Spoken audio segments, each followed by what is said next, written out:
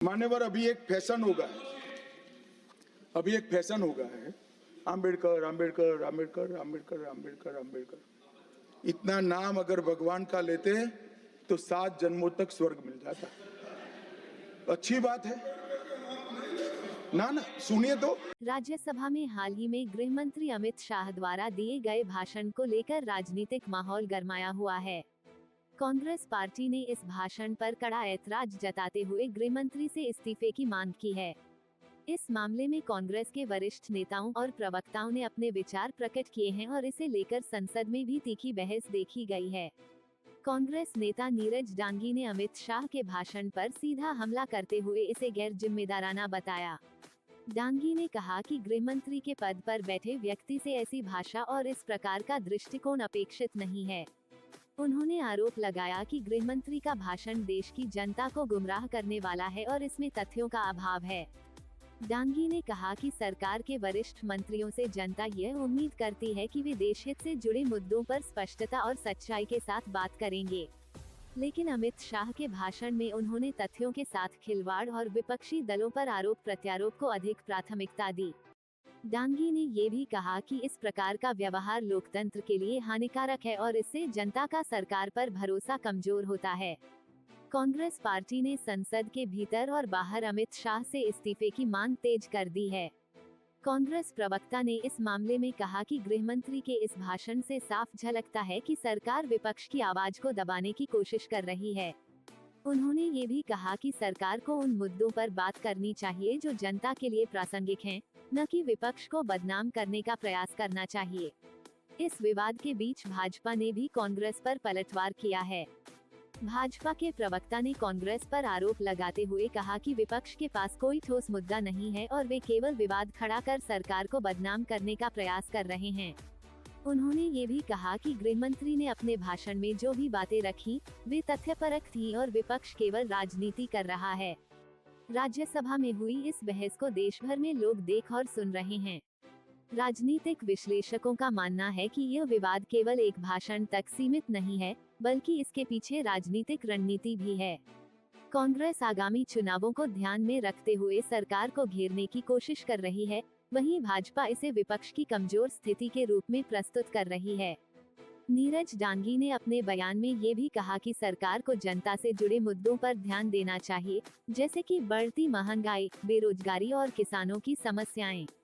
उन्होंने आरोप लगाया कि सरकार इन वास्तविक मुद्दों पर चर्चा करने से बच रही है और केवल विपक्ष पर आरोप लगाकर अपनी नाकामी छुपाने का प्रयास कर रही है।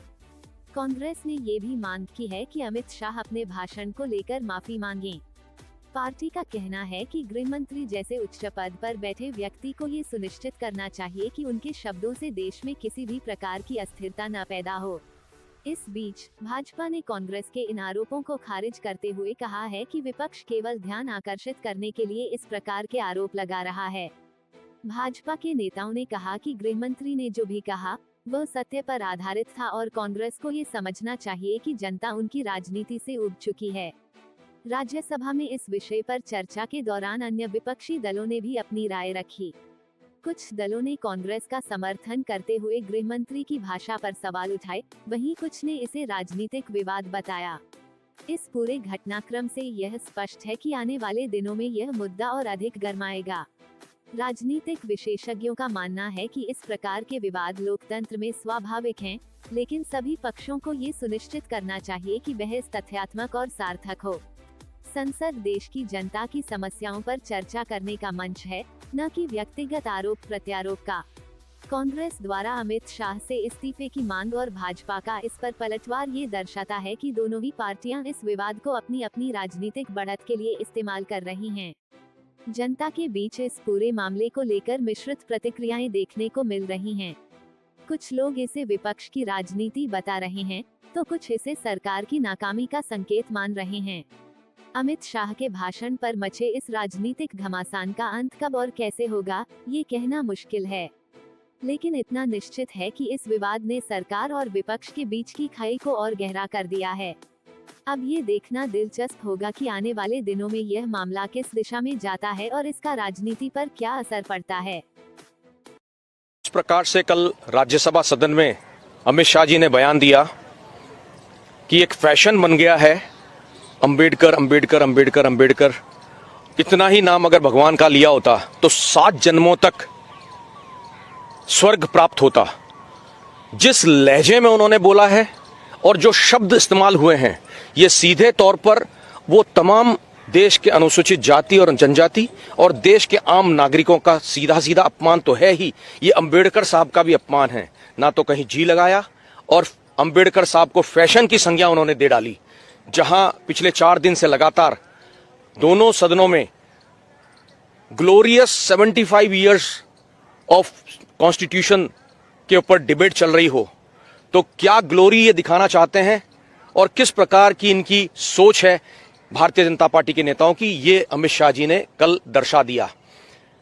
इनका बस चलता तो जिस प्रकार से इन्होंने चुनाव के ऐन पहले जिस प्रकार से कहा था कि 400 पार का जो नारा इन्होंने दिया था और संविधान को बदलने की बात उसमें रखी थी, ये जनता ने दिखा दिया कि संविधान को छेड़ने की कोशिश करेंगे तो 240 पे आज लाया है। यही अब जो अपमान इस शोषित और प्रताड़ित वर्ग का इन्होंने किया है, यही वर्ग इनको 240 से 40 पे लाके खड़ा करेगा। और जहां तक भगवान का प्रश्न है, तो जो सर उठा करके जीने का जो अधिकार अंबेडकर साहब ने शोषित वर्ग को, प्रताड़ित वर्ग को, अपमानित वर्ग को दिया है और जो अपमान इन्होंने किया है, मैं कहना चाहूंगा कि अंबेडकर साहब ही है जिन्होंने उनको सर उठा करके जीने का अधिकार दिया है। ये जो कल उन्होंने बयान दिया है, मैं कांग्रेस पार्टी की ओर से मांग रखता हूं कि सार्वजनिक रूप से अमित शाह जी आकर के माफी मांगे और सदन में भी वो मौजूद रहें और सदन से भी माफी मांगे। आज जो बयान इन्होंने कल दिया है, आज वो अपने इस संवैधानिक पद पर रहने का अधिकार खो चुके हैं। उन्हें गृह मंत्री पद से इस्तीफा देना चाहिए और सार्वजनिक रूप से देश से माफी मांगनी चाहिए। मैं कहना चाहूंगा कि हालात किस प्रकार के रहे हैं, आज भी हम अगर आजादी के पहले की बात करें तो बहुत अलग होगी। आज भी जहां पिछड़े क्षेत्र हैं, वहां आज भी अनुसूचित जाति और जनजाति के लोगों को साथ बिठाया नहीं जाता है, साथ खिलाया नहीं जाता है। उनके लिए सार्वजनिक नलों के ऊपर आने की अनुमति नहीं है। पृथक रूप से उनको अपने पानी की व्यवस्था करनी होती है। उनको स्कूलों के अंदर जाने नहीं दिया जाता है, बच्चों को पढ़ने नहीं दिया जाता है। आज भी उनके शादी ब्याहों के अंदर उनको घोड़ी पे चढ़ने नहीं दिया जाता है। ये हालात है और ये बात करते हैं कि अगर अंबेडकर साहब की जगह भगवान का नाम लिया होता तो स्वर्ग मिलता। मैं कहना चाहूंगा जो ये प्रोपेगेंडा बना रहे हैं अब, चूंकि चूक तो अमित शाह जी ने कर ही दी है। लंबा चौड़ा कल 2 घंटे का भाषण उन्होंने चेपा और जिस प्रकार से ग्लोरियस 75 इयर्स की बात हम करते हैं कॉन्स्टिट्यूशन की, वहां ग्लोरी की बात कहीं नहीं कही है, कहीं नहीं कही है। जितने नेगेटिव्स हो सकते थे पिछले सालों के अंदर, उनको खंगालने का काम इन्होंने किया है। ये लाते उन तमाम चीजों को जो उपलब्धि थी देश की, संविधान की, ये जिस प्रकार से कल भाषण था, ये संविधान के ग्लोरियस ईयर्स को उन्होंने नहीं दर्शाया है। संविधान का अपमान करने का काम इन्होंने किया है और वही अगर 400 पार ये होते तो इस संविधान को तार तार करने का भी ये लोग काम करते।